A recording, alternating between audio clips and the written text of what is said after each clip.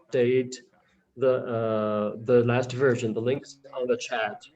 Let me introduce myself. I'm Roberto Lafontaine, Executive Director of Icusta, and I'll be the moderator of this seminar. Now, I will introduce our guest to this seminar. Miguel Ángel Medina is an analyst and professor of international relations at Abad Oliba University in Spain. He is deputy director of the Antonio de Montserrat World Studies Chair and coordinator with the Jean Monnet Chair of European Integration. He holds PhD in International Relations from the University of Cambridge and a Master in European Political Studies from the College of Europe in Bruges. Dr. Ulises Baldera has a degree and is teacher and doctor in economics with specialization in the area of international migration and remittances. He completed his undergraduate studies at the Autonomous Technological Institute of Mexico. He obtained his master's and doctor's degree from the University of Colorado in the United States. He has more than 10 years of experience as a teacher. He has taught at the undergraduate and graduate level in the United States and Mexico. Dr. Balderas currently serves as an associate professor at the Santo Tomas University Center for International Studies in Houston, Texas. And he is in charge of the Directorate of the Study Abroad Program and Latin American Studies Program.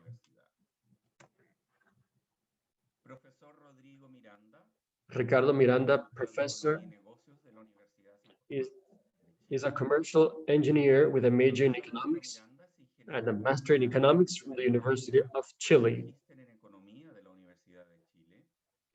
He currently works as an economist for the National Productivity Commission, participated in projects related to the measurement of national productivity and productivity in sectors such as mining, education, health, construction, and various projects. He is also professor of international trade at the University of Santo Tomas of Chile.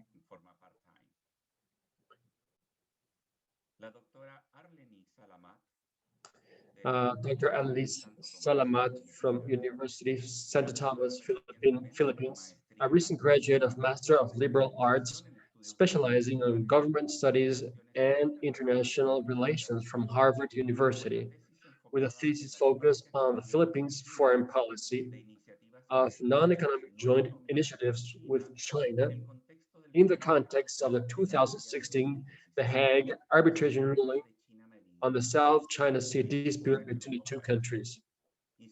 A college instructor since 2011 and currently a faculty member of the Department of Political Science of the University of Santo Tomas, Philippines.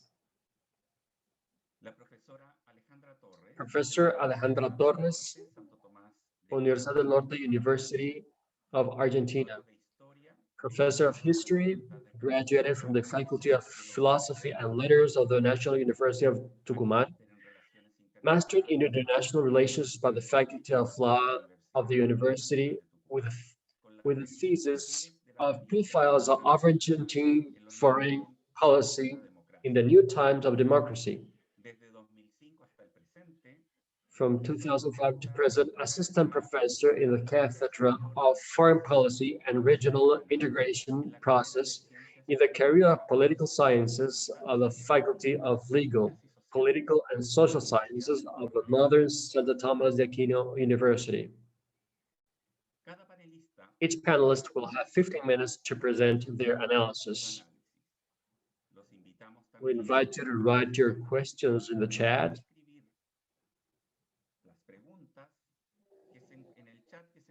This chat is located in the lower menu in the center of the screen. Now we invite you, Dr. Miguel Ángel Medina of Abad Oliba University.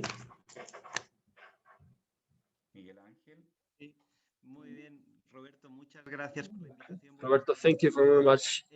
Good afternoon. Good afternoon. I'm very glad to participate in this international seminar for some of the most important segments of international relations. The fact that we are geographically very near can take us to the regional integration process. Thank you very much to Icusta and to the University of Santo Thomas for the invitation. From Barcelona University, we say thank you. I will try in these 15 minutes to tell you briefly about one of the phrases that define the most. In 1991, when OTAN had troops in the Atlantic Sea, at that time he couldn't agree in what to do of what was going on in the Balkans in Yugoslavia. The first minister of Belgium, Marx Eiskens, he said, well, what are we? Are we a giant economica? We, we mean that we are a small military war? Well, I think I use this with our students because it is very important to say that it shows some characteristics of the European Union with a very important economic component, with a political integration, and with an appendix of military security that it's getting stronger, but it's not the most important aspect that shows the regional integration. This phrase said 29 years ago, and we talked about Roberto about this issue. I said this phrase is very good to talk about integration, political integration, and economics integration of the European countries. And I would like to answer these questions. Are we still the giant economic in the Europe, or as a small war, military speaking? First of all, the Europeans, we always talk about the European Union, but this is the spaces of integration. And I'd say, for example, Mercosur, and there's so many information that represent this integration. And the Europeans, we forget sometimes what is integration and what kind of actor in the world is the European Union. We are 27 countries already. And this presentation, I used it to generate of this year, but we are already 27, not 28. We are 442 millions of people. We are the largest interior market in the world in history. But we must also think that the integration is very related with the type of actor the European Union is in the world. This is the official information for of the European Union. This is from May 2020. We are 442 million people. The economic integration from the Roman integration from the Paris treaty, it has been unstoppable. It has been linear. And specifically, we have been many times the first economic in the world, counting the European Union and the member states. We can compare European Union with China and the United States. And we have always been the first economies in the world, one of the largest economies in the world. Why there are some red information on the screen? Because we still don't know. Because after, in some months, we will know how much it has affected the integration in few months. So in the Brexit, there has been also a strong very influence, and we will see how strong was that influence of Brexit. On the last data we put here, we are only the 7% of the world population in the world. There anthems, their human declaration, the Europe, the European Union, and the flag, and and in the and that means the flag means unity for the European Union. 442 millions. Well, if we compare that, we are very small speaking, and we are 442 million, not 508 anymore.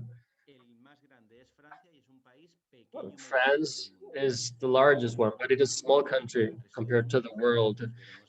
We will see here that the information does not always have the integration with the European Union. The European Union, with like a giant economic center, it is the only regional space in the world that partially has got a economic union. The monetary union is full. Spain, France, Italy, we have a sovereignty that represents Europe. So the economic union, it is the very important aspect of this. The economic part of this union, still has to be developed. The political politics, the fiscal politics, the social security, the pensions, this part of the economic integration, it has not reached its zenith, the highest point, but we are working on it.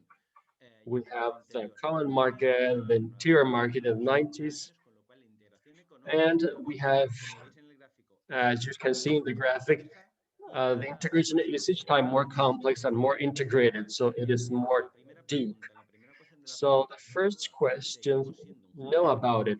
We are still an economical giant. Politically speaking, why can we say that we are very small politically speaking? I would say that each time less, because there's a difference in their aspects. I'm sorry.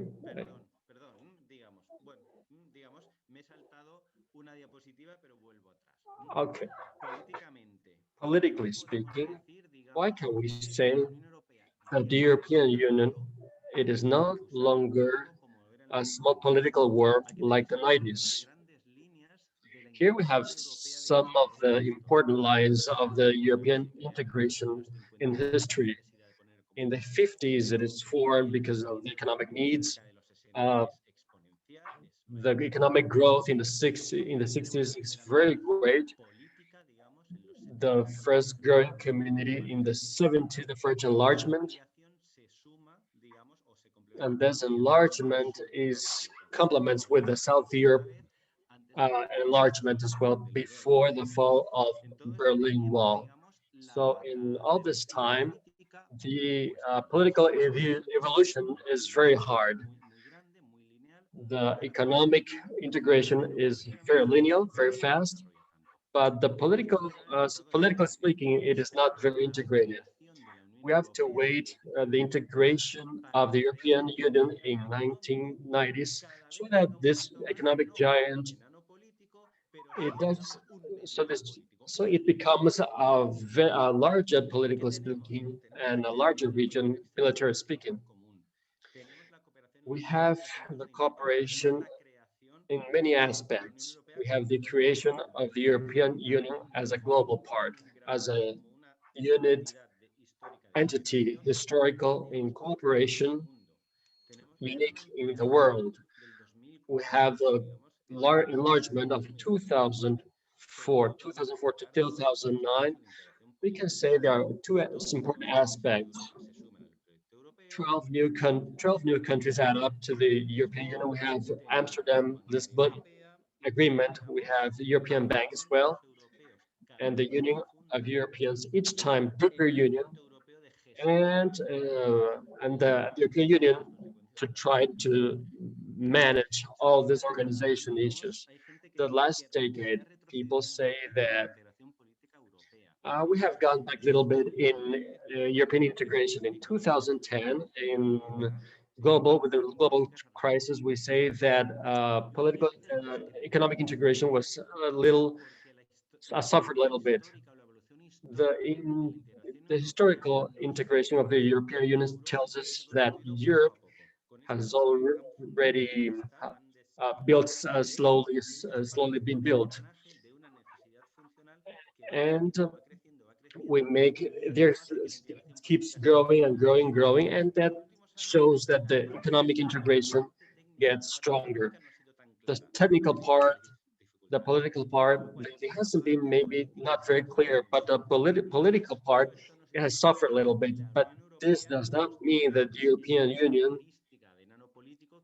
has this characteristic of small political, but today maybe it is not so visible. Some of the cleavages there of this division regarding what kind of political actors the European between Atlanticists and Europeanists divided. It's very clear. The Brexit will accept this division, and it is one of the largest lines of the division that we have in Europe. And the second one, the big versus small member states, it goes from small states add up, and the way they relate to each other.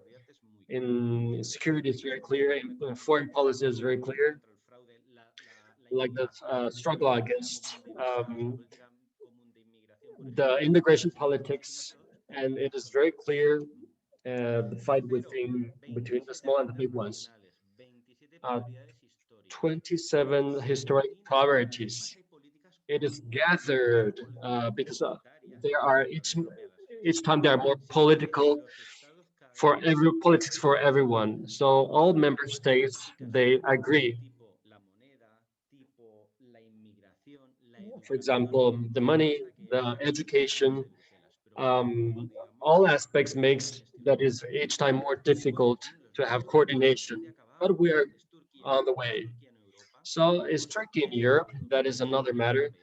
What is to be European? Is Serbia Europe? These questions the European Union. So what kind of actors are we in the world? The neutrality versus multilateralism. What kind of actors we want to build between everybody? What kind of integration, political integration needs the European Union? Generally, the institutions, one of the important parts of European Union, it means sometimes are the Brusselsization of institutions. So the excessive Brusselsization of the European Union and the excessive internet institutionalization, it is an aspect that can go against of this geopolitical integration. Why do I put these questions? But the difference of the integration, we can talk about the political part of the European Union. And there wasn't this debate in many of these aspects. So the political part, if there is a discussion, how many sovereignty we have to give to Brussels because we want to be part of the European Union. Military war, we are not at all a military war. I can show you the military activities that we have. We have 16 different military activities. We have developed also 30 military activities for maintaining peace. United Nations has developed 71 and Nortel has developed 16. So we are not a political war. And we won't have a strong a European military, but we are not a military war anymore. We are the largest experiment of integration in history. The common market, the integration of all areas of our life. As a Spanish, 80% of the decisions that affect me, from the quality of the water that I drink And if I, for example, pay, how much do I pay for this?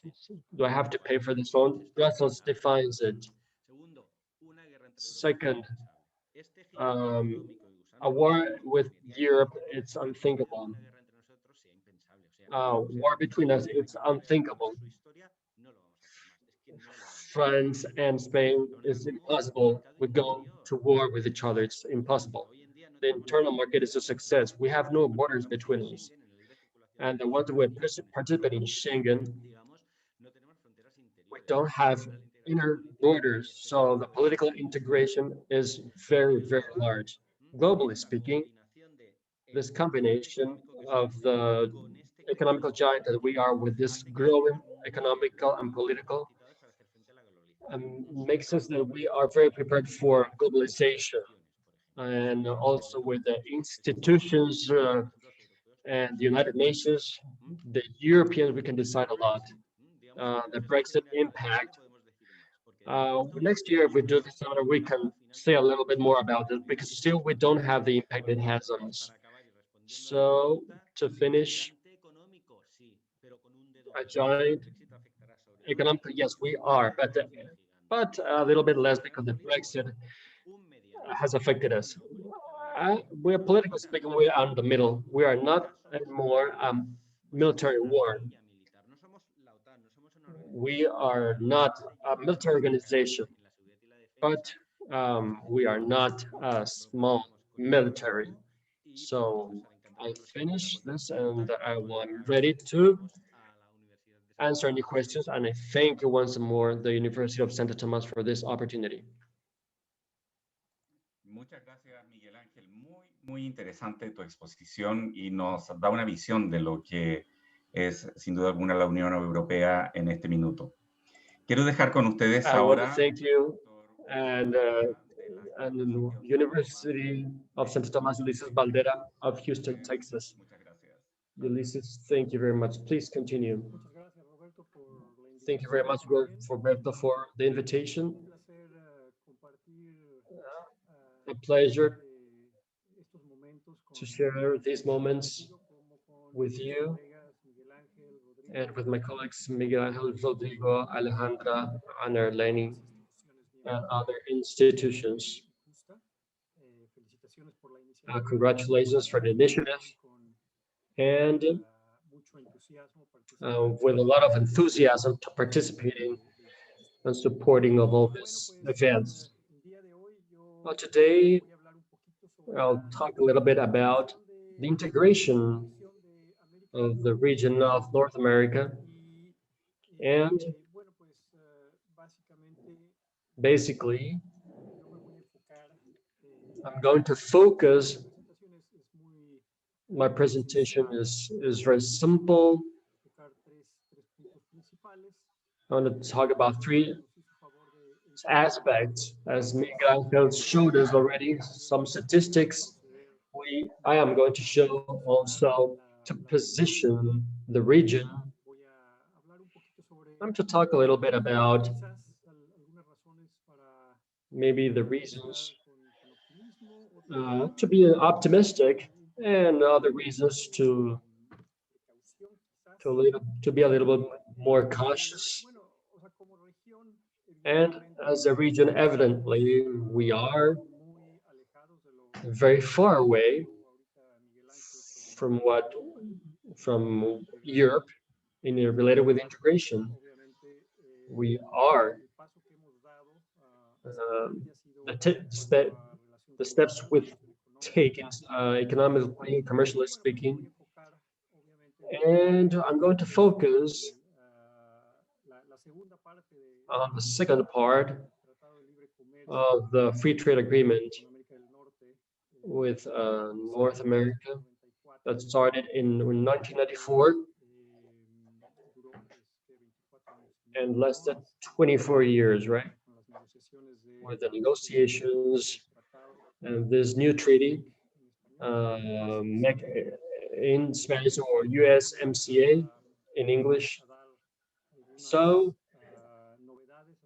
I'm going to tell you some news about this, about how this integrated, and Where are we headed? Where are we headed with this integration? So, and to try to answer the question. So a little bit to share the statistics. Due to the regions of North America, it is composed by three countries: Canada, Mexico, and the United States.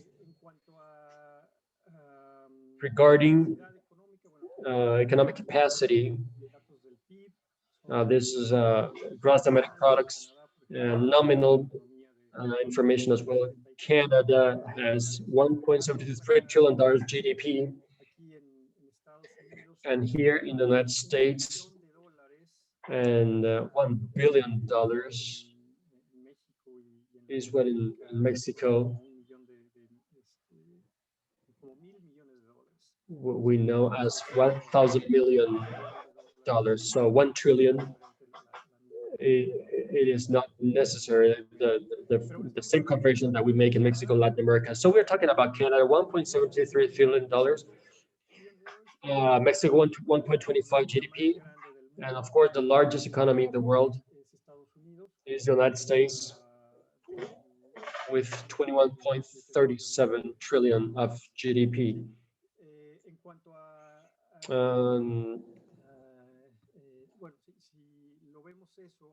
And we see that globally speaking, we're talking about 4.35 trillion that represent 18% of the gross domestic product worldwide. So as Miguel Angel mentioned, the European Union represents basically the first economy in the world. Of the 24% of the GDP of the world, North America evidently comes second economically speaking. We are talking about a region, a very important region in economic capacity. The information about populations, Canada 37 million, Mexico 127 million, United States approximately 328 million, which gives us a total approximately of 492 million people. And if we compare it with the European Union, before Brexit, as Miguel had said,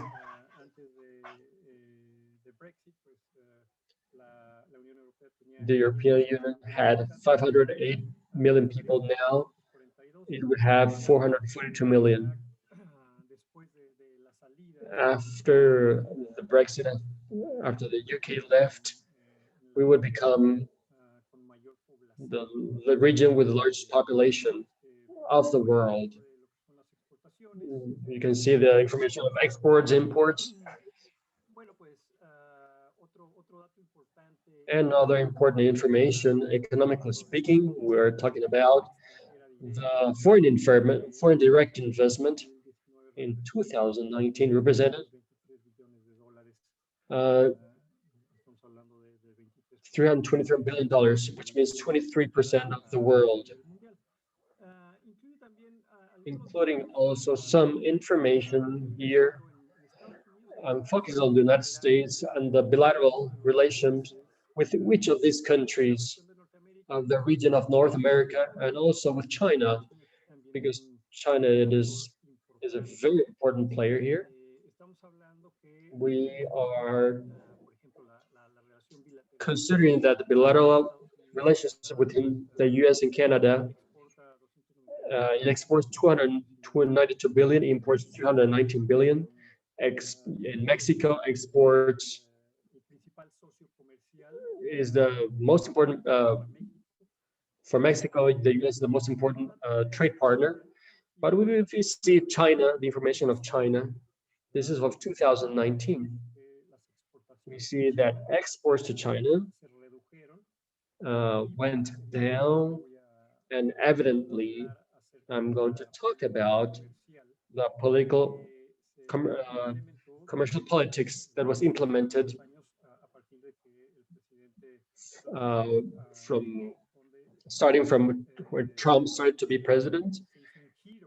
And there was a term to that political commercial politics regarding the free trade with a protectionism that hasn't been seen for many years.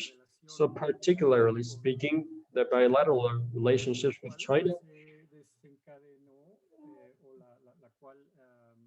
which started this trade war between the two countries, in which one of the countries that benefited the most was Mexico, because the export in 2019 increased. Well, these kinds of politics are guiding this economic integration. So we also have to talk about of certain events that create an impact, economically speaking, not only economically speaking. Of course, the pandemic has created an uncertainty environment with economical conditions, difficult economical conditions.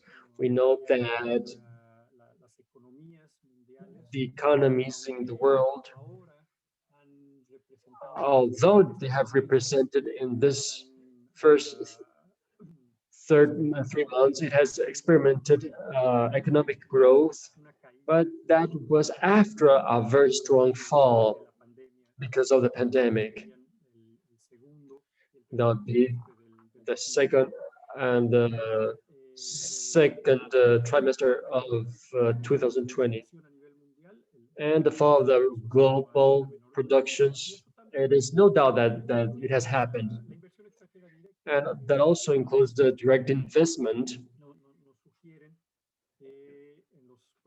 that in the next 2 years, there's going to be a fall, a very strong fall between 30 and 40% of the foreign direct investment. So this obviously affects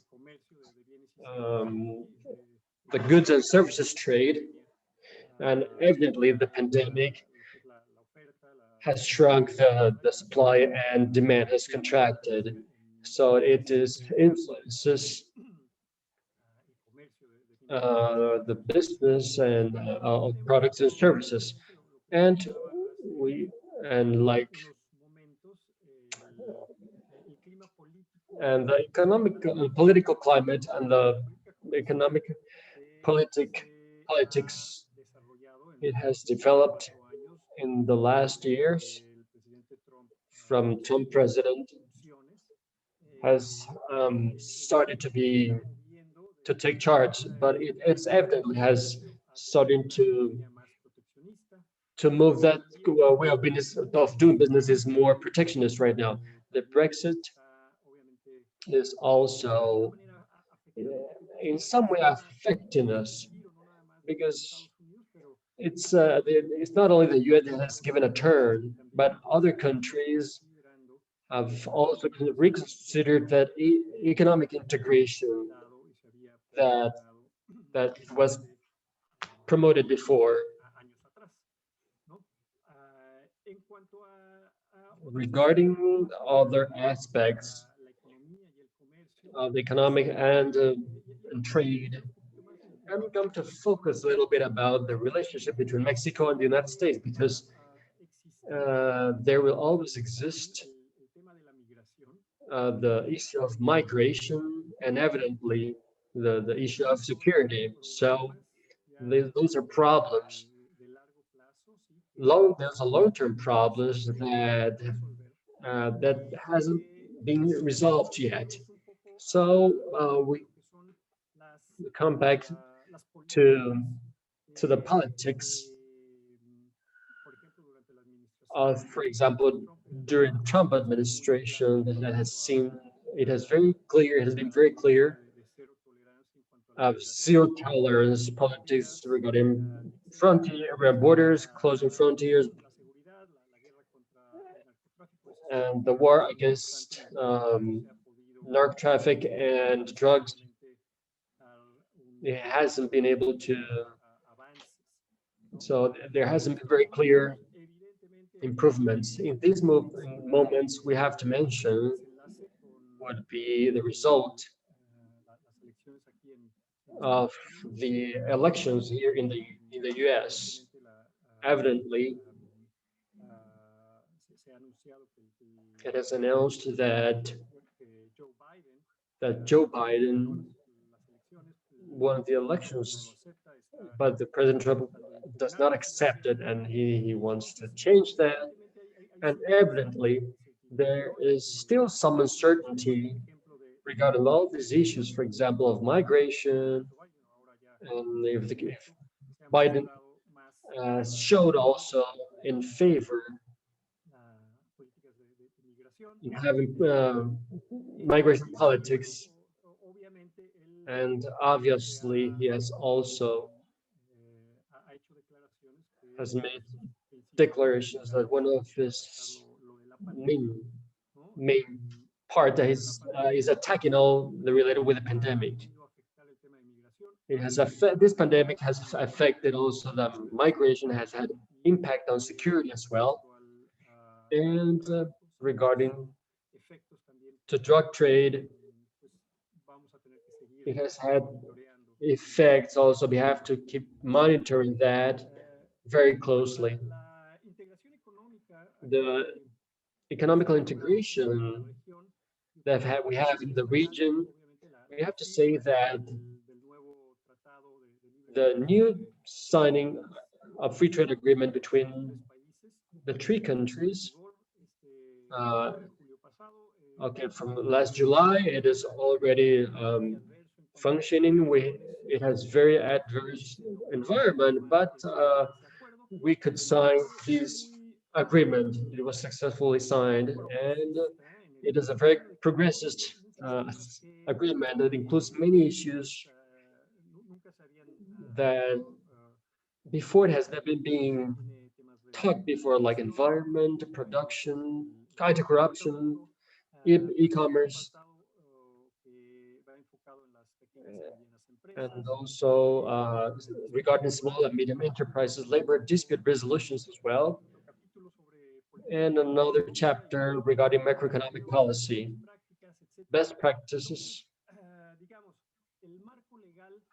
and the legal framework. It is already set to continue that economic integration. I showed before, as Miguel has showed before, this regarding the Brexit. It is we're going to see that in the next months, the impact in the next months. The region of North America can be the most important because that obviously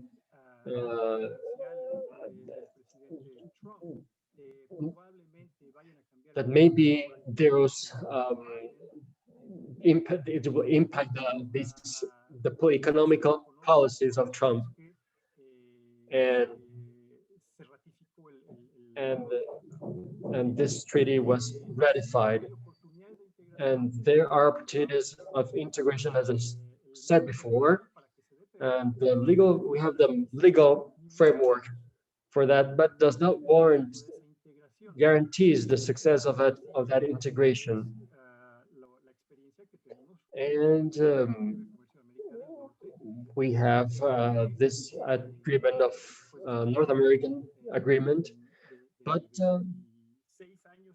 after 26 years, in this agreement starting in 1994, January 1st, 1994, but there was a flaw in those. Some things, this agreement had some problems, but there was, of course, increase of exports, but there were still some flaws. But some issues are still questioned. For example, are really the large companies that only benefited from this agreement, or can we talk about a general benefit for everyone? for the rest of the economy, for the small and medium companies as well. And what happens with the income distribution? Those are issues that are very important to bring to the table, not only to increment exports and business, but also that in the increase of business, that it will have an economic, a positive impact in the GDP, that in the future can reach the majority of the population. So evidently, we continue with all those issues, the issue with migration, the security. Those are very complex issues that are necessary simply to solve. But these integrations of North America is going well, but it is still very far away to be like the European Union, and it doubt very much that it will happen one day. But because there are too many differences, economically speaking, regarding Mexico and the United States are economically very different. And there are other factors as well. So with all these subjects, I think they would be very interesting. Maybe Miguel Angel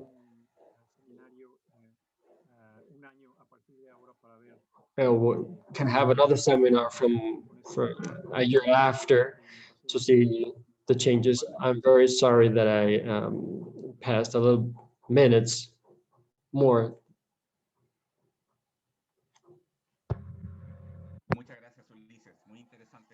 Thank you very much, Ulysses. It is very interesting, the vision of North American integration in the last years. It is very complex, but also having a vision to the future. Next, Professor Rodrigo Miranda from the faculty of the Universidad Santo Tomás of Chile of Business Faculty. Thank you very much, Roberto. Thank you very much for their time. I'm going to share the presentation and we'll start. Today, basically, what I'm going to tell you is the experience of Chile with the free trade agreements. Can you everybody hear me? Perfect. Okay. And to see how has been the experience of Chile, almost 30 years of experience with free trade agreements with all the whole world, and it is it's a good idea to have a balance of how has it worked out, how's going this agreements. These are the countries that have trade agreements with Chile. So there's a very interesting pattern here. You have many important agreements with the main economies in the world. So in North America, United States, Mexico, Canada, the European Union, that in 2003 we signed a free trade agreement with the countries of the European Union, and also the countries that are not in the Union, in the European Union, also in some countries in Asia, like China, Japan, Korea. So we signed another one with India, Australia, and New Zealand. These last two as part of what was there would be the Trans-Pacific Treaty. And so it has started with also with a beginning of Trump administration. Before going, the first in 1993, Chile signed the first free trade agreement. Before Chile, before 1993, When there was a dictatorship, Chile tried to liberate its business from in the 70s, but in a unilateral way. There was very many political issues. There was easy to negotiate because of the human rights, etc. Before 1990, we have an integration model of import substitution. We have many industries that none of those exported. All those companies before sold to domestic market in low quality, high prices. So in the 70s, that model went down. So that Chile decided to open to the world. And after this commercial openness in the 80s, uh, because of the 82 economic crisis, it was affected, but afterward, slowly it normalized. What are the advantages of free trade agreements? Chile obviously can talk and negotiate directly. Chile has been free trade agreements with Mercosur in 96, Canada and Mexico in 1997 and 99, like part of the first strategy to start a free trade agreement with them. And then 2003, European Union. 2004 was a great year with South Korea, and the great treaty with the United States, and the EFTA, and always also with TPP in New Zealand, Chile, and other countries that extended to other 15 countries to the Trans-Pacific Treaty. Then after with China and Japan. Nowadays, in the last decade, there have been little smaller agreements like recently, like Asia, Hong Kong, like Peru and Colombia, Panama as well. But the the largest part was in the 2000s with a treaty with the United States, European Union, China, and Japan. Okay, it is important to say that the difference with other countries, Chile has a very particular conditions.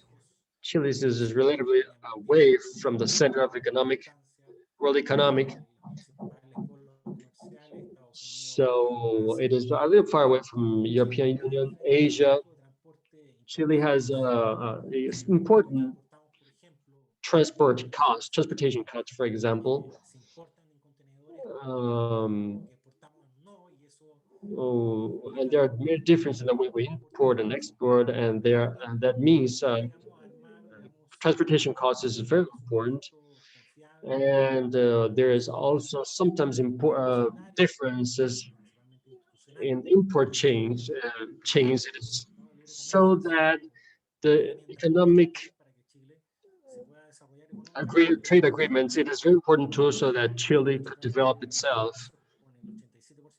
We have free trade agreements with 80% of the global GDP, which means 76% of the Chilean exports. So it is very, very positive.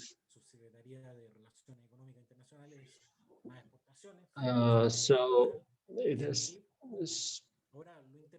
So what is interesting right now with this trade agreement is that it does not mean we have more exports, more varied goods, and we have more intensity of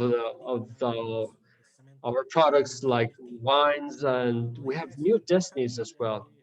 This is very interesting because it complements with the evidence that we have made other commercial efforts that, for example, with Chile, there's another organization that has helped also with the exports, and we reach already to new markets. The diversification that showed the free trade agreements, it has helped us to diversify the destinations of our exports. Most to Asia Pacific, China, Japan. An interesting example is that what happened with China. Not only we export with more copper because of the electrical development in China, but also fruits. For example, cherry that we export Chilean cherry to China, and after the COVID pandemic,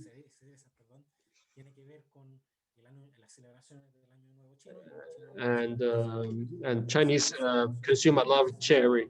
So because of the pandemic, that's suffered. The cherry export suffered because of the pandemic. And the other evidence that Chile has increased the foreign direct investment from other countries as well. For the copper production, for example, it has increased very much the private copper production from other companies, investment from other companies as well. And Antofagasta production has 20% of the Chilean production, is the largest private copper mine in the world. And those are some of the positive consequences. It has given us very important support for Chilean export. So what does the literature say, the book say? In Linarello in 2000 to show that most of the benefit has to do with more productivity of exporting companies, more investment in machinery, and paying better the qualified workers, which explains 1/4 of the earnings of productivity of Chile. One of the things is that between 1990 and 2008, there's a very important growth in the all factors productivity. 1/4 of that has to do influenced with the free trade agreements. Another thing, the free trade agreement, it is not only a way to reduce taxes, but also to include institutional clauses, for example, property rights, protecting foreign investment. And one of the things that has happened in 2020, the evidence is the foreign trade agreement of Chile, protecting also the intellectual properties, intellectual rights, which increase the biological products. Then we increase also our agreement with the United States, very solid regarding this treaty. So it is compared to other countries, it has brings some consequences. In 2016, it shows that Chile is a relatively small country, but this free trade agreement has helped as a way of South Korean products to come to Chile. For example, Hyundai, I can, with this agreement, I can go into Chilean market and from there to have experience and to expand to other countries of South America. And these are the main consequences of this free trade agreement. The main consequences that we are focusing more our exports to countries with free trade agreements, particularly that, for example, that have strong economic development, like Southeast China, like China, Japan. Before it was more focused on to Europe, in case in Asia, Japan, South Korea right now, and China is very strong as well and keeps in the same leverage, in the same percentage like the US. But the free trade agreements basically has allowed us to profit by this Asian development to our benefit, selling them products, maybe industrial products, or products like copper, or for example, agriculture products, food products also. And the enormous multiplication of exports. So it has enlarged very much all the exports. I think that free trade agreements have been very important for letting us develop as a country. So the free trade agreements doesn't mean that we'll solve all our problems. Here are the more important problems. Um, Chile, for example, has difficulties to develop competitive advantages to sell to other parts of the world because it is very far away. So difficulty to build clusters, and this is the example that we see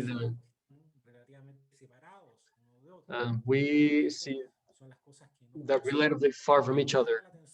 And in Chile, although the free trade agreements, they're still very hard to us to build comparative advantages.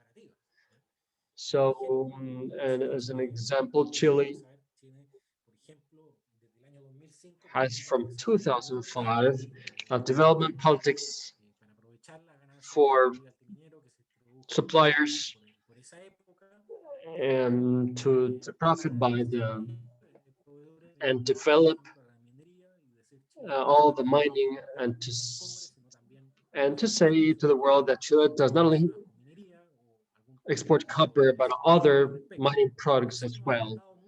But it has been very hard to us because the political developments, the policy hasn't been enough. The policy to develop suppliers, it is not enough. So the investment is not enough for all those suppliers. So it is not as realistic as it would like to be. And the other important issue, when generating comparative advantages, important difficulties with all the industrial part, all the advantages, comparative advantages in mining, for example, on the fruit sections and the wine sectors, all are intensive in capital or in natural resources. And it creates a problem with workforce as well, because it contributes the difference in social income in Chile, so that you can have a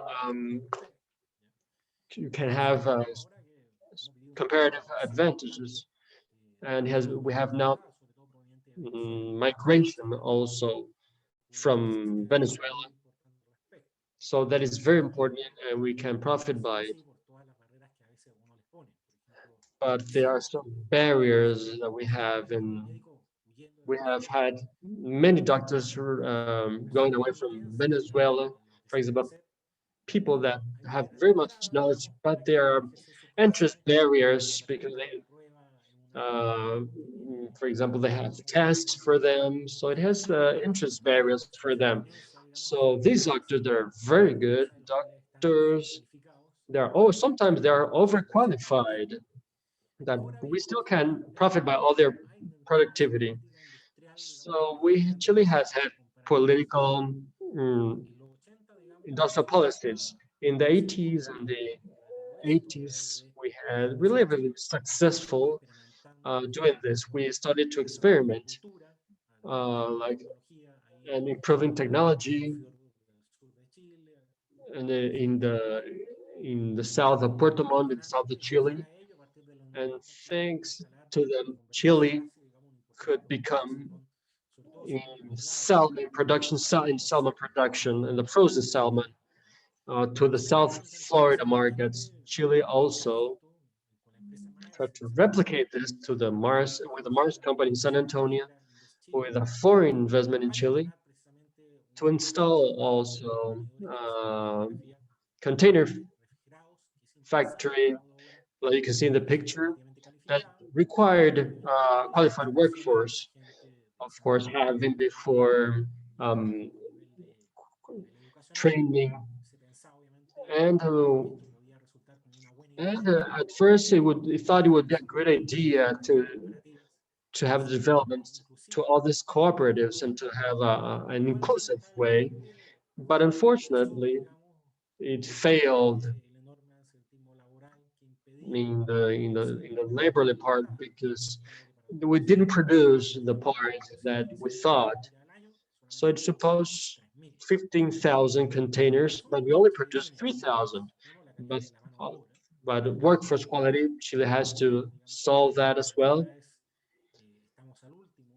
And basic mathematics, we still have to improve that a lot. And also the education quality, it has not improved about it. Another challenge is the competence level. Many companies, for example, that want to invest in Chile, that, for example, they want to invest in foreign companies, they complain that Chilean workforce, it is not very qualified. And additional to that, it is really speaking comparing with other countries like Southeast Asia. So not only competitive speaking, the workforce, but the education quality, it is an obstacle as well. So the other one is competitiveness. We want to increase exports, we have to increase imports and the foreign investment also from companies that are in Chile. But competition in internal market in Chile is not very high. But for example, there are entrance barriers to some markets. Uh, to include for free trade agreements, it has been necessary for Chile's growth, but there's still much to do. Um, so we have used all the ways of going through through that path. We have to use other ways as well. For example, what happened with Peru and Chile. There has been some important things really regarding corruption, and we must manufacture sophisticated products as well. We must not stick only to produce fruits. So in 2014, we started to manufacture goods and in regional ways. In regionals, we have business with Argentina, and we still have to do many things to have better comparative advantages. We have to have, for example, better comparative advantages like mining. It has been efforts, but not very large ones. For example, the city of Talca is an association with the University of Talca to develop, comparatively speaking, relating to packing of berries but there's still not enough. We need scaling. And the other thing is that the development of infrastructure, and yes, we have to improve infrastructure in ports and roads, but we still have lots of to do. All the north region of the north, like Atacama, have small harbors. There has still not enough harbors, not enough railroads for mining to the harbors, so that the the cheaper is using railroads, but the most effective is using roads. But we have to have an integration that can combine with each other, so that they can. So we must develop that. So we have some important references here. Concluding the free trade agreements, it has been very good for the 30 years. It has been very important for the economic development, but it has to grow to a new stage, to a better policy, to have better comparative advantages. And of course, we have taken advantage, but we have to improve. Okay, so that's it. Thank you very much, Rodrigo. It's very interesting. It's a different vision of integration from a small country of Chile, integration to the world through experiences. from free trade agreements that has allowed us to grow, but of course it still has lots of challenges. And Rodrigo has told us very clearly. Thank you very much, Rodrigo, for your presentation. Now, Dr. Arleni Salamat from the University Santo Tomas of Philippines.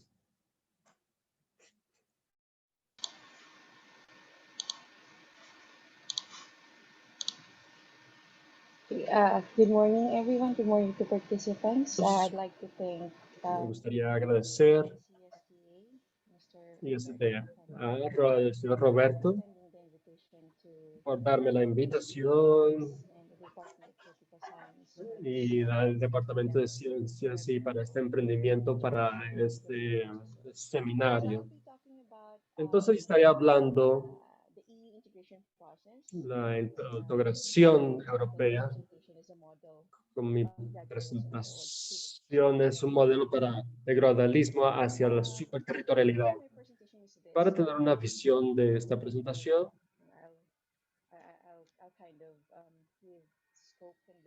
haré una breve visión y limitaciones y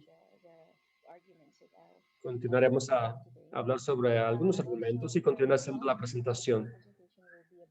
Entonces, mi presentación voy a hablar sobre estos términos que incorpore mi título, que es gradualismo y superterritorialidad, y sobre los argumentos que lo definen estos términos.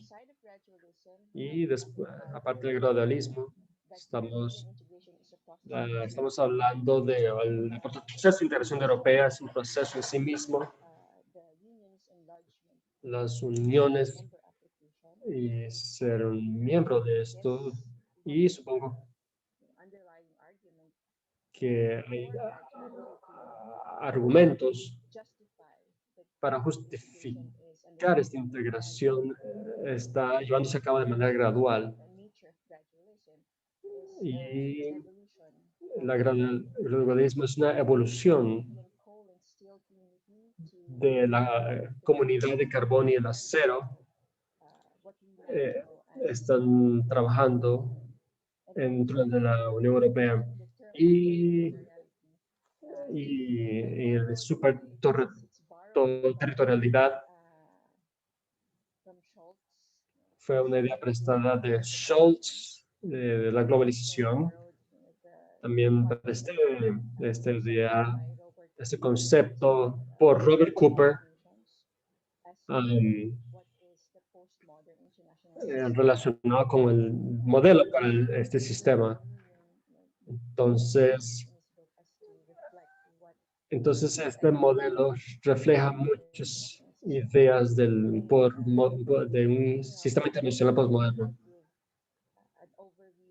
Entonces daré una visión de todo lo que es aquí la Unión Europea y sus números, y ilustrarlo. Superterritorialidad en la Unión Europea. Y presentar algunos argumentos y análisis que cubren más preguntas que respuestas. Bueno, esto va a ser una presentación no técnica. Yo no soy tan especialista pero mi presentación no incluye muchos datos. Y bueno, Brexit no está considerado. La siguiente discusión es un asunto lógicamente muy importante que está pasando, algo muy técnico también en la Unión Europea, que incluye Brexit en la presentación, porque es una parte específica que yo creo que es lo que estoy tratando de presentar justamente, presentar acá.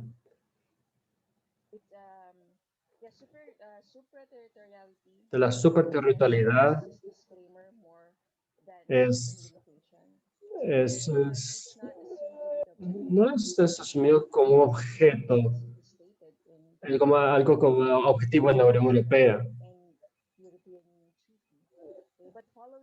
Pero continuando la territorialidad, el concepto es la disolución de las fronteras en la Unión Europea y en las instituciones que pueden ser una parte multidimensional. Entonces hay cuestiones del medio ambiente y podemos discutir también que la integración es un proceso que está caminando y está yendo de frente, está yendo en una parte muy grande que envuelve un sistema unificado de reglas en que cada estado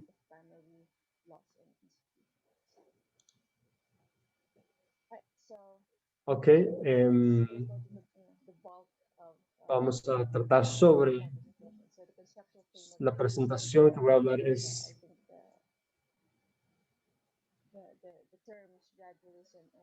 los términos, hablar sobre los términos gradualismo y vamos a hablar sobre el primero.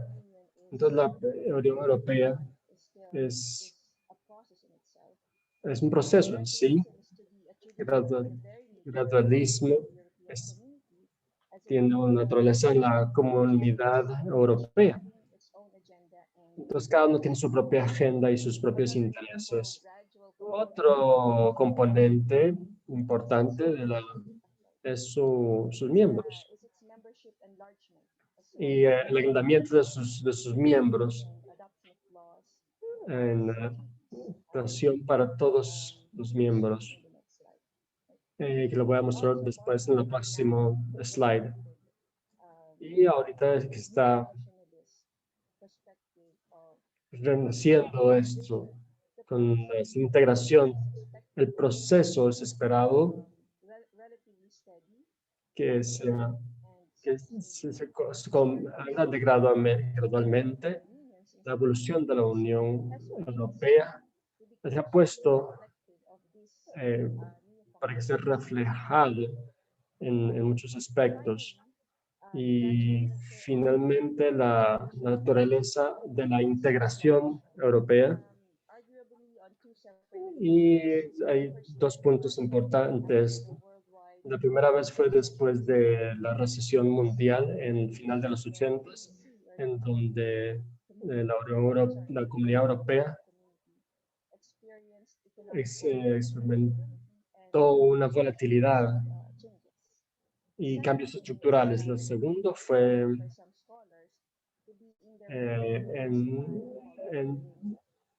después del caída del muro de Berlín, después de los 90, el establecimiento formal de la Unión Europea en 1991. Entonces, lo voy a presentar aquí.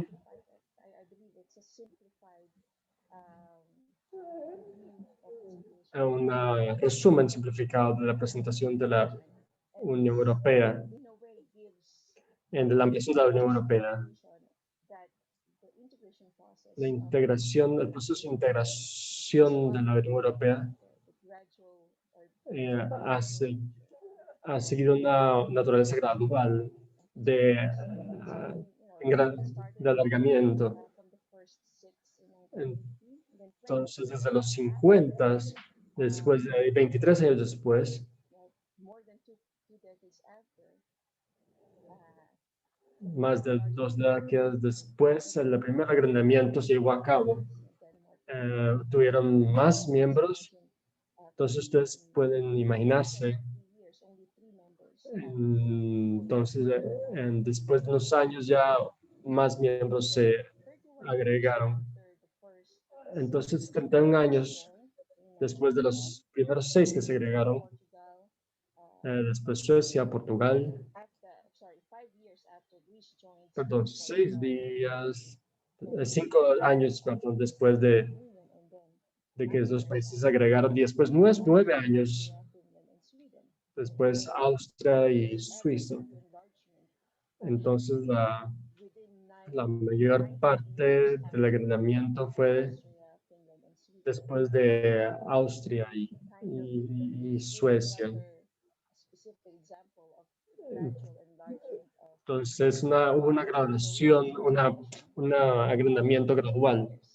Entonces, que tomó varios años. Entonces, después de ver en esta tabla,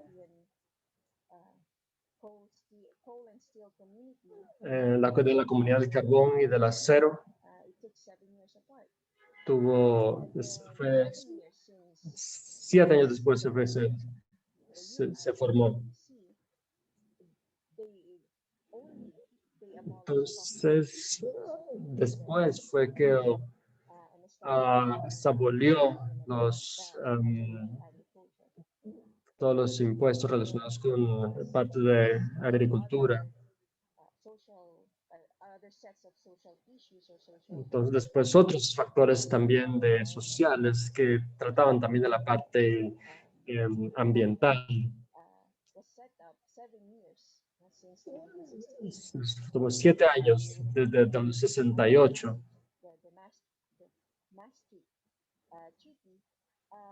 Después del Maastricht, después del Tratado de Maastricht, después de 16 años, después de un grupo significativo de políticas y también la moneda de la Unión, y después también de la formación de la Comunidad Europea. Entonces, esto nos ilustra cómo el proceso de integración, como hemos visto antes, es algo gradual, como hemos visto.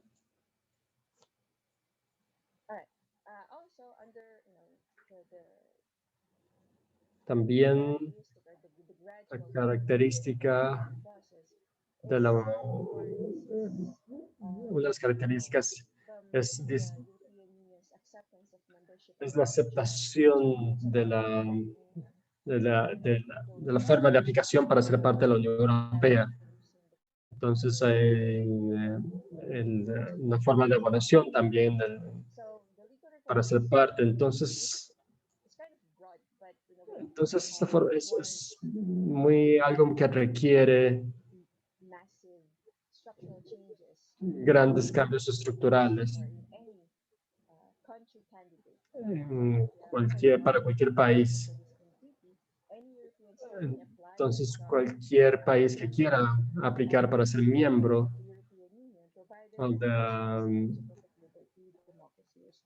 tiene que respetar los derechos humanos, la democracia y la libertad fundamental. Bajo la criterio de Copenhague, los miembros tienen que ser claros. Los nuevos miembros tienen que tener instituciones estables que respeten la democracia, los derechos humanos, respeten la protección de minorías, una economía funcional, que tenga competitividad. Y el último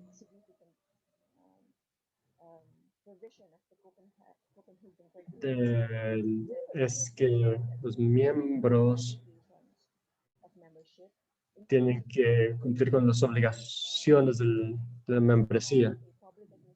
Tienen que dar una administración pública, tienen que seguir las reglas de las leyes de la Unión Europea, sus prácticas. También el gradualismo también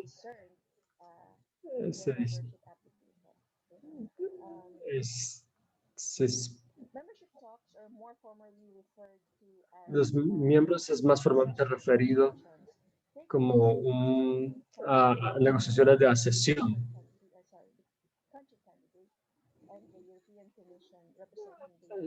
como las decisiones que permiten, para permitir entrar a la Comunidad Europea, es unánime, es tomada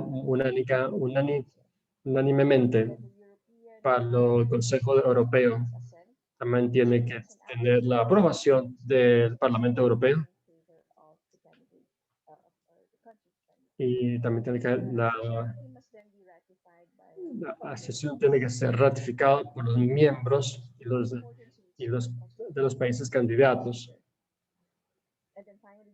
Y finalmente tiene que tener una preasesión financiera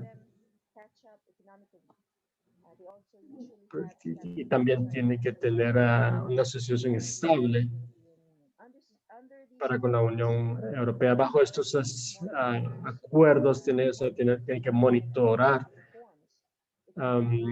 las reformas administrativas y económicas para que tengan las condiciones para entrar a la Unión Europea. Entonces, nuevamente necesita,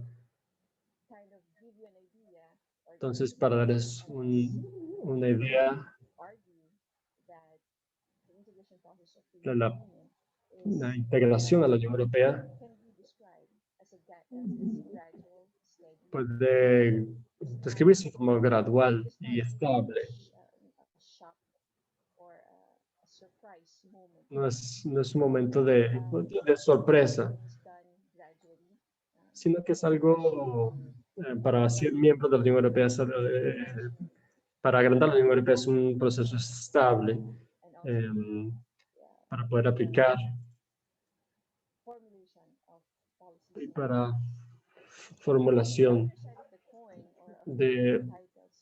y bueno, el otro lado de la moneda en relación con la superterritorialidad, voy a utilizar el término superterritorialidad.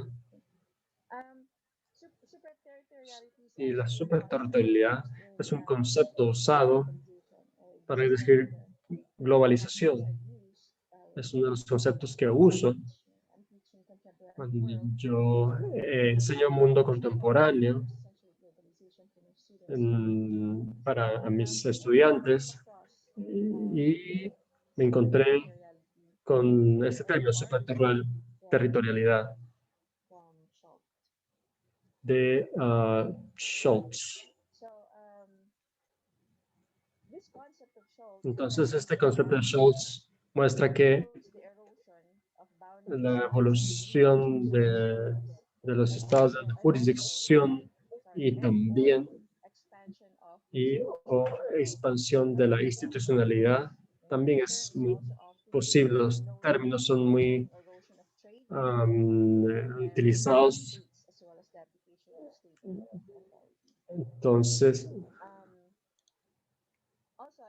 también en relación con el concepto de Robert Cooper del negocio, el sistema internacional postmoderno.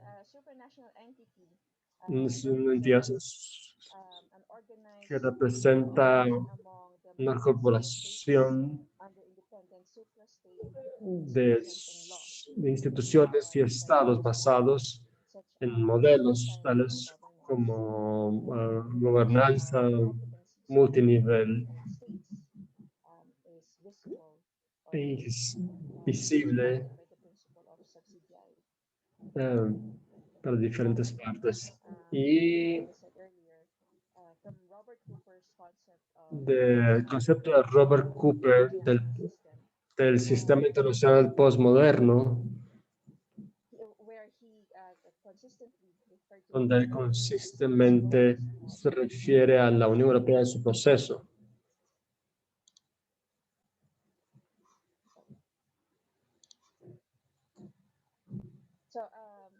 Entonces, de acuerdo a Cooper, es un sistema, es interferencia mutua en asuntos internos, en relación con distinción en asuntos exteriores. Y él asegura que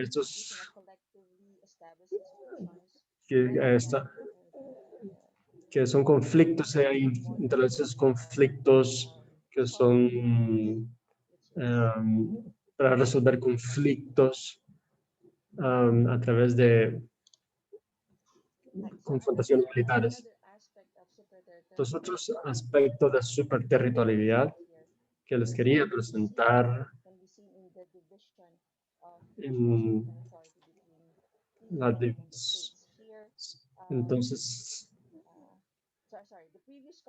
perdón, la connotación de superterritorialidad y supernacionalismo, viendo con objetivo para el beneficio de sus miembros.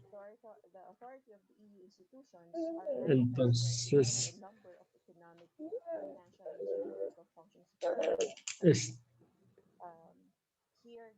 aquí podemos ver solamente un grupo de factores que los europeos tienen control en los estados, pero tiene una mutua interferencia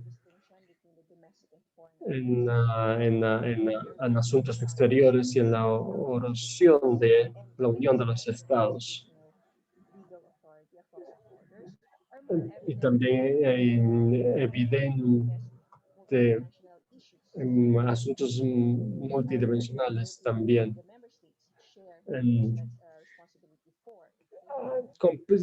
Los estados de la Unión Europea comparten varias cosas como el mercado común, el desarrollo de asuntos humanitarios.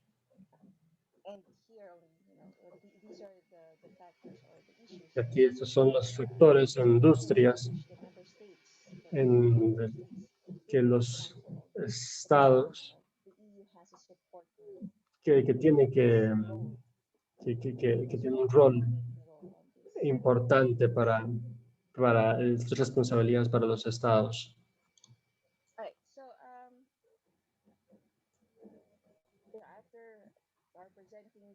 Después de presentar los términos que utilicé en la presentación, la superterritorialidad da a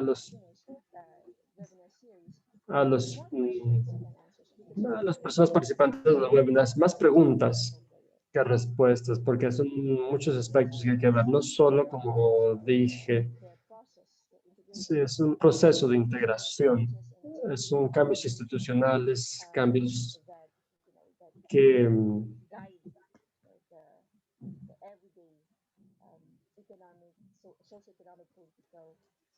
tiene influencia política socioeconómica dentro de la Unión Europea. Entonces, más de 60 años de la integración muestra como un todo, y también en algunas partes es mucho más grande económicamente, comercial y político, pero sus estados miembros tienen que actuar de forma independiente. Entonces, no podemos negar que hay un valor agregado de que están actuando juntos y que están hablando con una sola voz. Pero desde que hemos visto la proceso de integración, esto constituye una serie de acciones y de pasos para lograr un objetivo en particular. Entonces, la pregunta es, ¿cuál es ese objetivo para la Unión Europea? Porque dado que están llevando este proceso gradual de integración de procesos. Pero ¿cuál es el objetivo?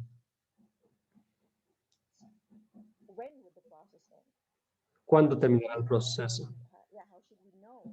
¿Cómo vamos a ver que ya hemos alcanzado el objetivo? Otra pregunta también es, ¿qué tan grande puede ser la Unión Europea? Entonces, preguntas tienen que ser respondidas. Particularmente, cada pregunta tiene que usar su forma, tiene su forma política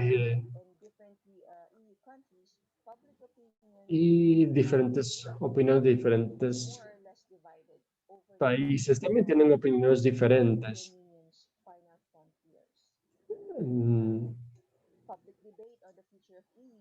Entonces, el debate público del futuro de la Comunidad Europea es que muchos europeos están preocupados de que si las fronteras deberían ser abiertas.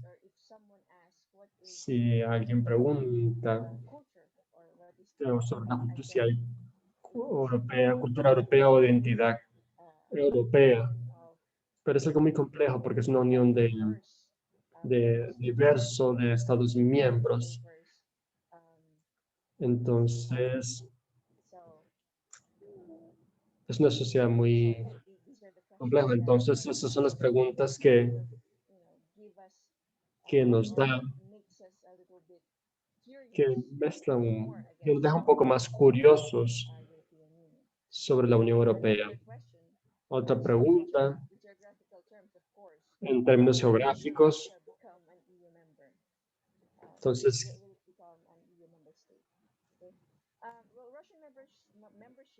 si Rusia va a convertirse en un miembro. Entonces, si en relación también a su geografía, en relación también a su medio ambiente y a su sistema, Rusia, tal vez, quién sabe si sea posible en el futuro cercano. Entonces, que también es muy relacionado con el primer ponente. Entonces, si los primeros estados, hay algunas cosas que tengan que ceder también de los estados. Y básicamente esa es mi presentación. Muchas gracias por escucharme. Muchas gracias. Muchas gracias, Arleni. Y Muchas ahora gracias. dejamos con And ustedes a la now, profesora Alejandra Torres de la Universidad del Norte de Argentina, Santo Tomás de Aquino. Adelante, Alejandra. Muchísimas gracias, Roberto. thank you very much, Roberto. ¿Sabes qué? Tiene que dejar de compartir la pantalla. You have to stop sharing the screen. You have to stop sharing the screen. Yeah, I'm trying. Hold on. Stop. All right, there.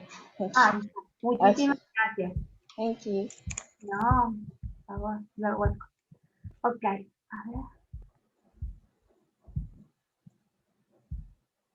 Perdón. Ay, no, bueno. Ahí está. Listo. Bueno, muchísimas gracias. Thank you very much. Es una alegría inmensa poder participar hoy acá. I'm very happy to share with you con this event. Esperen, me está saliendo. Please hold on a moment. Un segundito, perdón. Just a minute, please.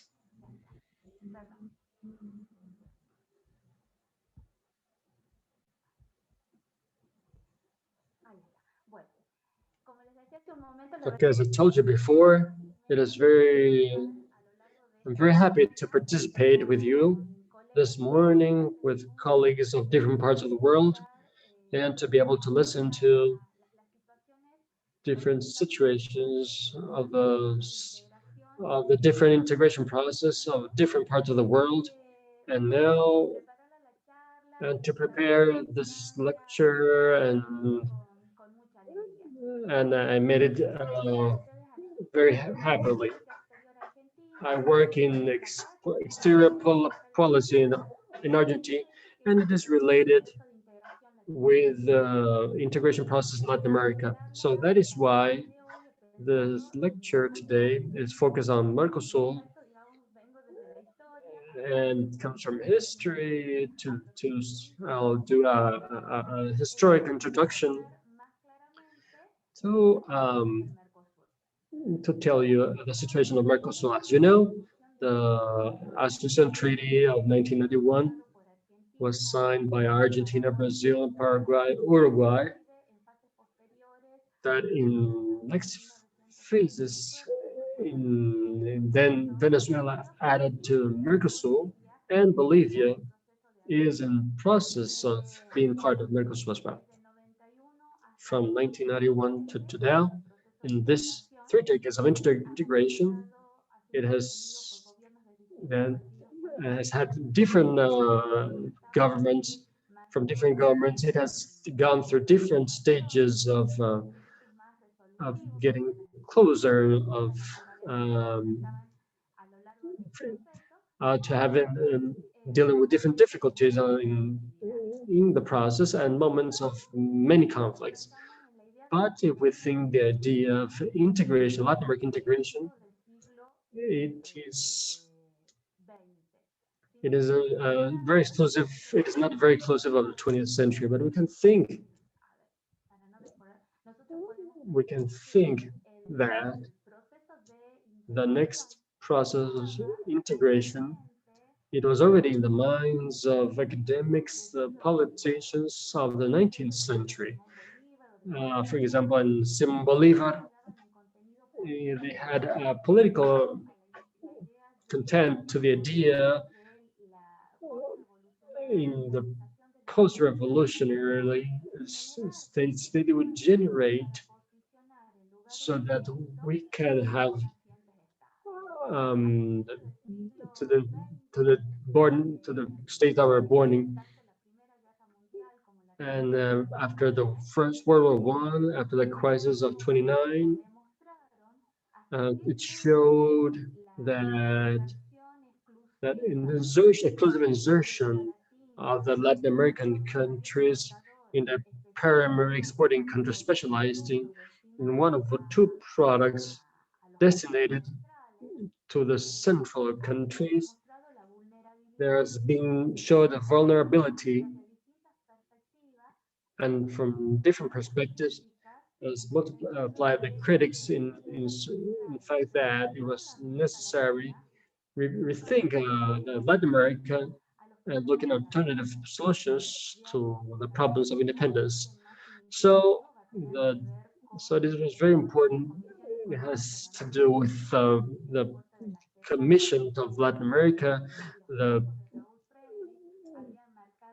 It has showed very clearly what was the situation of the economy in Latin America, that we considered the characteristics of the terms of this interchange of the 30s and beyond. And from this scenario, the price of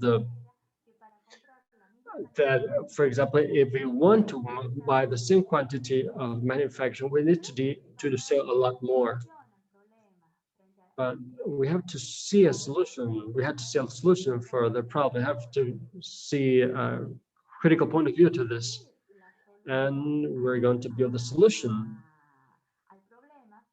to the problem from 2 variables, from the 2 perspectives that were very interrelated perspectives. From the Latin American traits, they go into this industrialization process.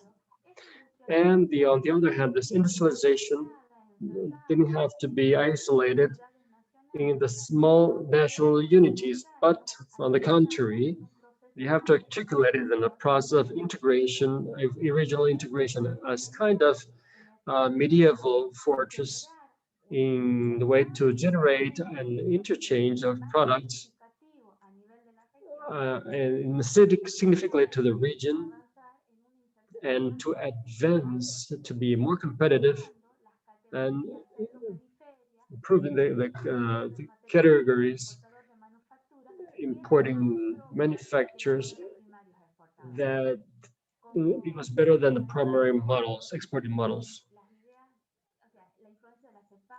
The influences, the arriving of different executives to the Latin American countries, for especially Argentina and Brazil, will come that in the 1960 would born the first organization for the first Latin American integration process, of the Free Trade Association. It is born in 1960 with the intention to constitute in 12 years, like Feliz Peña, an Argentina scholar that worked for this integration.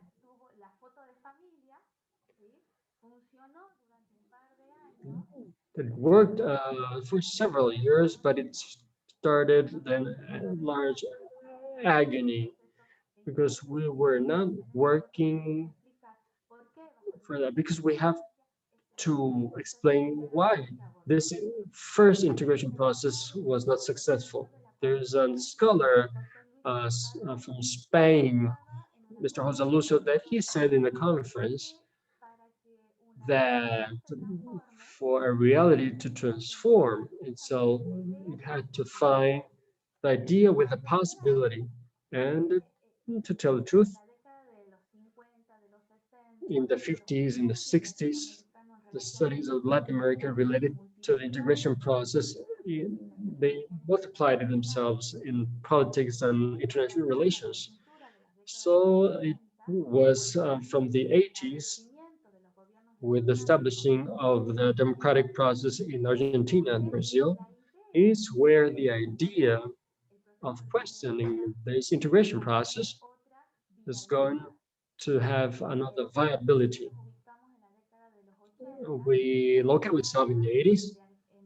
The arrival of Argentina and in Brazil and Argentina, Jose Arneo, is going to have a approximate process based on different circumstances of different issues that has to be with the national reality, with regional reality, the regarding international context, that it would be much more asymmetric, in which Latin America each time had lost a greater presence.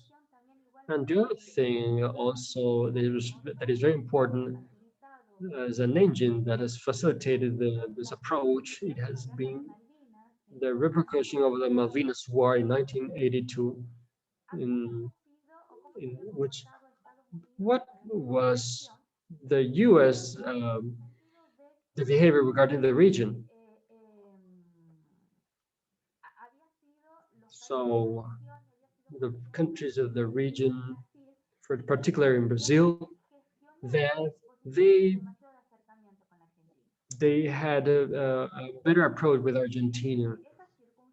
So those circumstances interrelated that grows from different scenarios in that time in the 80s that allowed us that in 1885 Alfonsini Salme would tell the Iguazu that it is the basic integration process that started from that. So Mercosur has been the answer.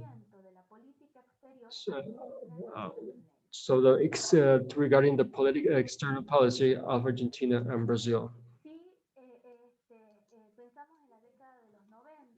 We think in the 90s, the presidential succession in Brazil is in Argentina is Carlos Menem, in Brazil is, I'm sorry, I don't remember. I'm sorry, I don't remember. In Brazil, and in the concept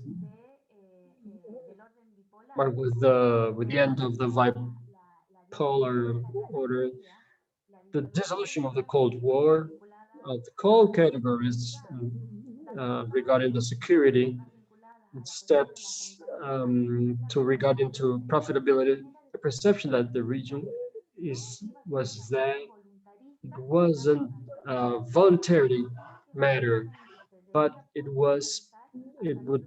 could potentialize to be part of a regional group. The Maastricht treatment in the European Union, or the advances in North America it it showed this transition that there was through this integration in which the states could have a more important space in the part of international relations.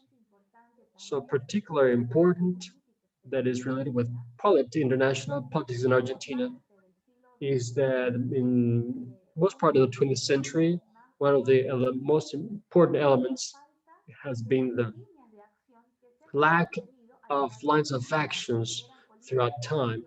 There were more politics more than governmental rather than state. The fact that Carlos Menem arrives in Argentina presidency, there are different ways of action regarding Latin America. It was something very new for Argentinian policy.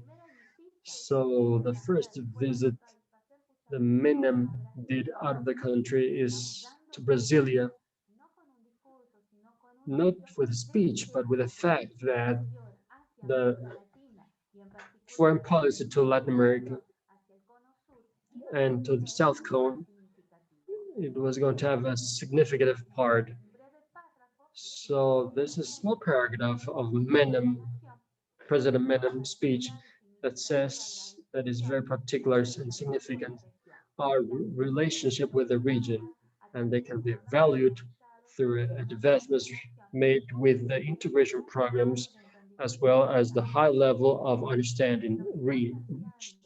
So with President Menem said in the speech is that the lies that was said between 1985 and beyond regarding the construction relationship with Brazil, they had a the economic dimension and political dimension. They were not going to be questions making a very strong change, something that was very common in Argentina, but on the contrary, it insisted on the lines of continuity. So based on this process of approach between Argentina and Brazil, and based on the negotiations that we have of the first years of the President Menem government, there we talked about the possibility of having a major systematization integration process. In the last process, we insisted in the integration process. But for example, we take what kind of integration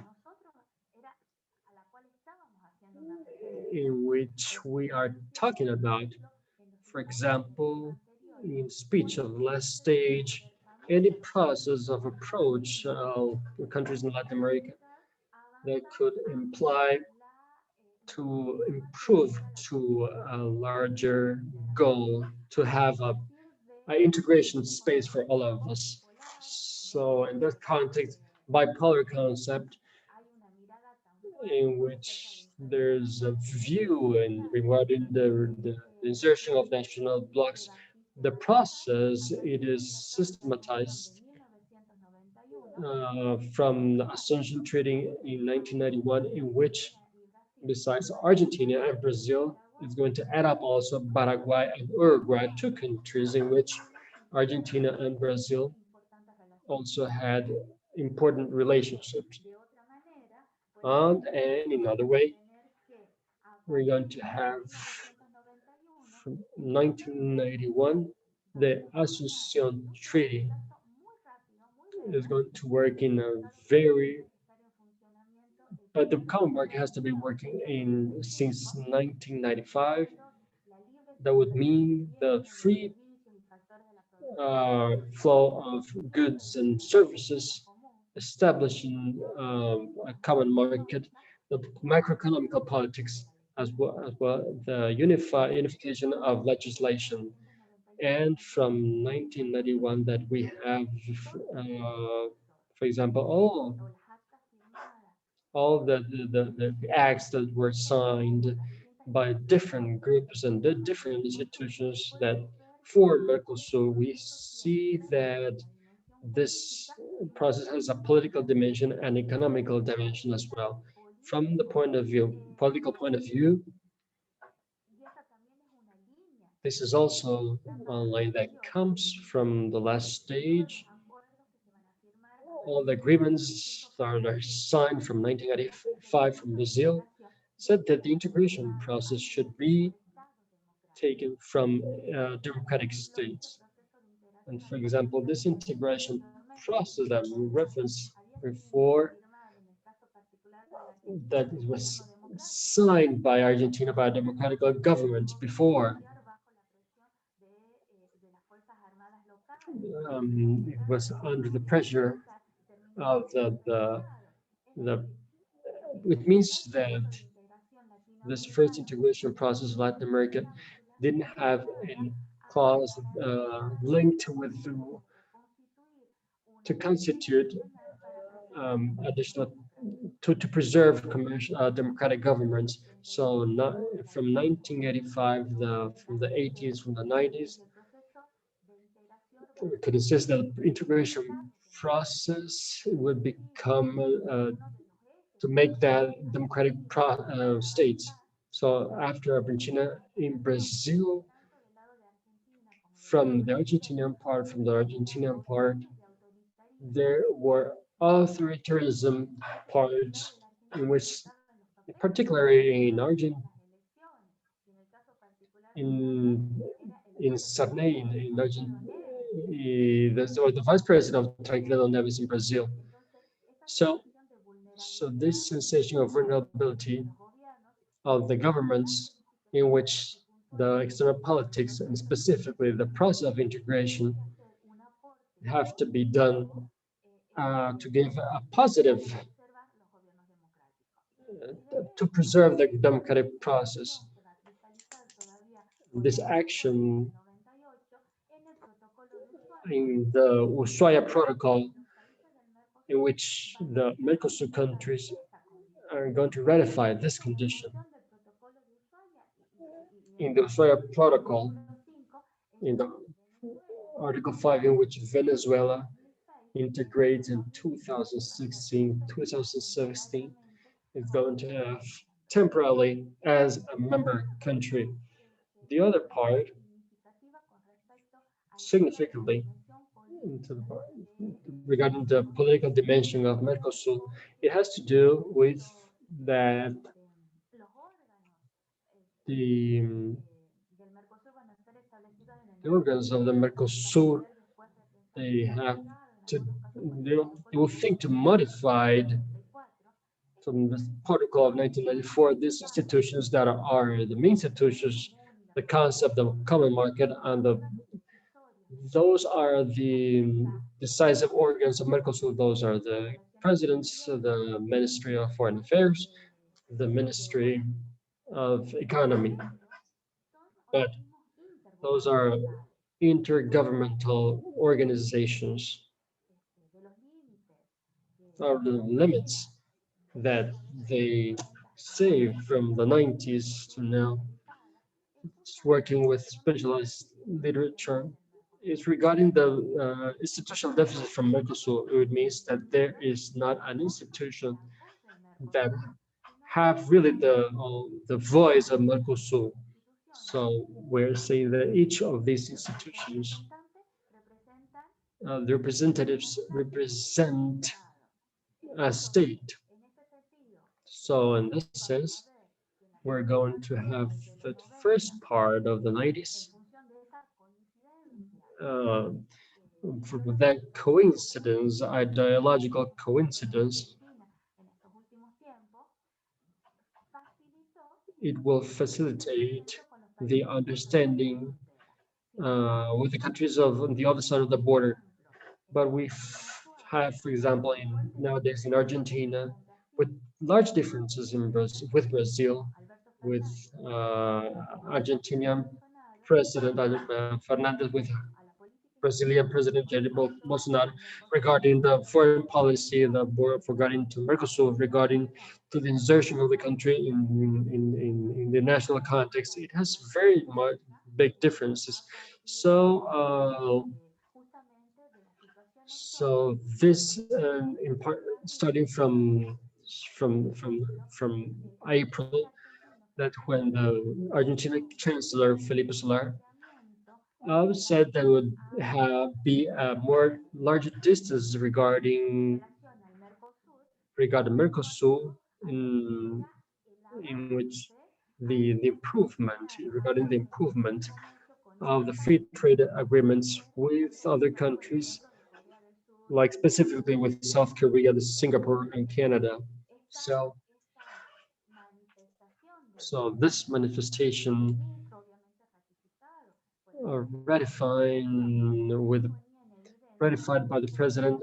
It also showed the differences with Brazil and Uruguay in improving and going to a free trade agreement. So, and if we consider, for example, Mercosur, the dimensional economic dimension of Mercosur, practically from the 90s and beyond, from the 93, from 91 till 95, we had a transition moment.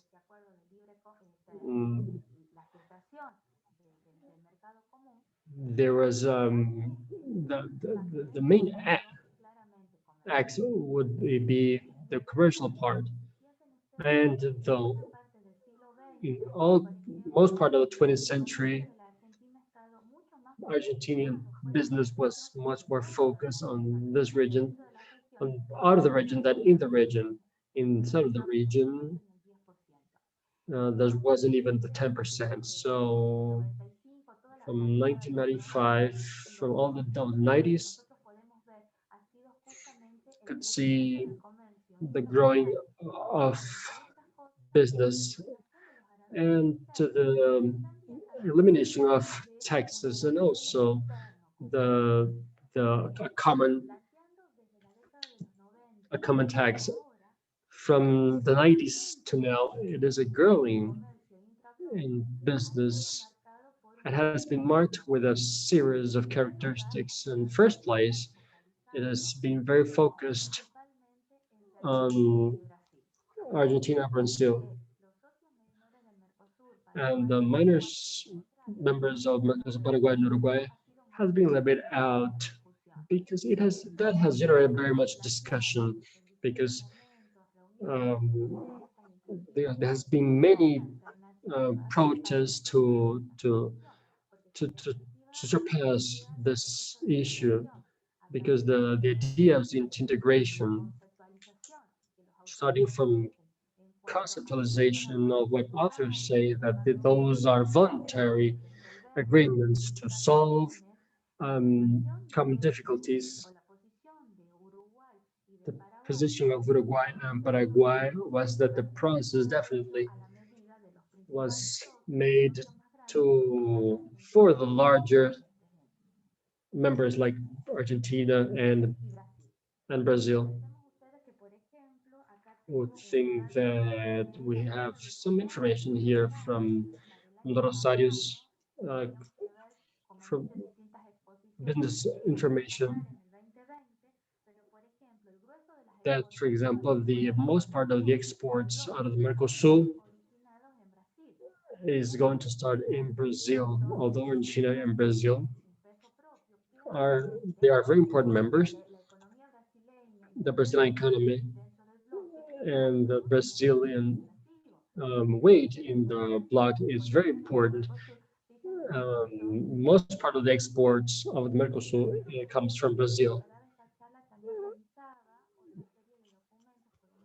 We have other things that we talked about, that we talked in the other presentations, like the pandemic has been starting to tension all the relationships in and out, with the fall of productivity, and it's a world very much more protectionist world, and also is meant to affect Mercosur countries. So the economy in these countries So there was a fall of economic growth in many countries. So in Argentina, we have now crisis, inflation crisis, related with generating the commercial private problems that hasn't been solved from other decades. So related with questions how the pandemic is going to affect Mercosur in each of the countries of the region. There's a question that clearly is we're going to have another country in the measure that we have. Other question that interesting from Mercosur is the projection, the regional projection in the international projection of Mercosur. And regarding the Asunción Treaty, it was for all countries from ALADI. ALADI is like integration, very large integration process that starts in the 80s. That it comes to substitute ALADI, in which the Asunción Treaty in the countries member of ALADI could administrate the countries with the bloc. So in which Chile, Colombia, Ecuador, and Peru in the process of also the countries that are going to add up, like Bolivia. Another chapter has to do with the closing and the bridges that are building with the European Union from 1992. The authors insist that this process of approach between Mercosur and the European Union, this approach, and have to focalize that in also concepts of the 90s, from the dissolution of the Soviet Union and to continue from the 90s. From now, the negotiation has gone through different steps and with very limited parts, and we have not been able to go through. And recently, in next year, in 2019, concluded negotiations. It has been very much celebrated with the government, and has in June the next year has advanced regarding this chapter for this cooperation. But there are lots of things to do regarding to that. We do a balance regarding Mercosur. Clearly, the integration process has been the reconfiguration of the external politics of Argentina and Brazil. The integration process, as I told you before, has been stopped. Although Argentina and Brazil didn't sign it, there's that formed all these countries in that was goal to look for solutions for all this region. In some countries, for example, focus more on Argentina and Brazil, but in some ways that so each country had their own agenda. So the crisis of the 80s has been for Argentina a way to rethink in a very important way in the place where Argentina has into the international market. It meant to have very clear actions that Argentina is a country of Latin America. So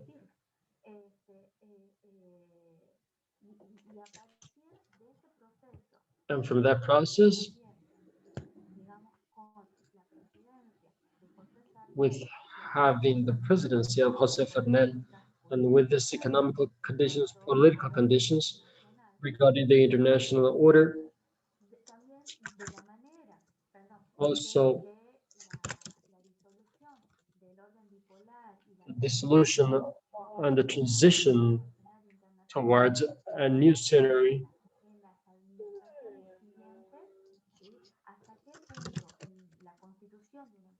To what point to maximize the conditions in the region,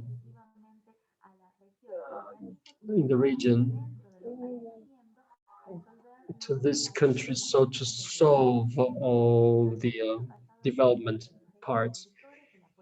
The Mercosur, it has been a very important part of growth of each of the countries. This is, the Mercosur has a history because clearly we have many challenges to the future that we have to see for the organisms, different organisms and commercial parts, and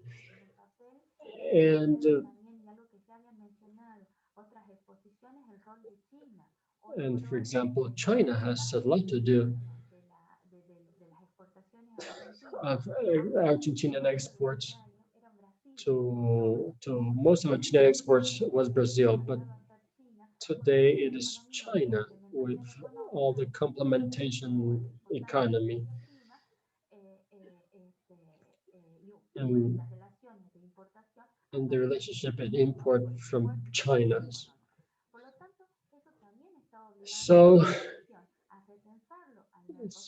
it is very important for the region of Mercosur, not only for Argentina, but also from a port point of view into the Pacific part. So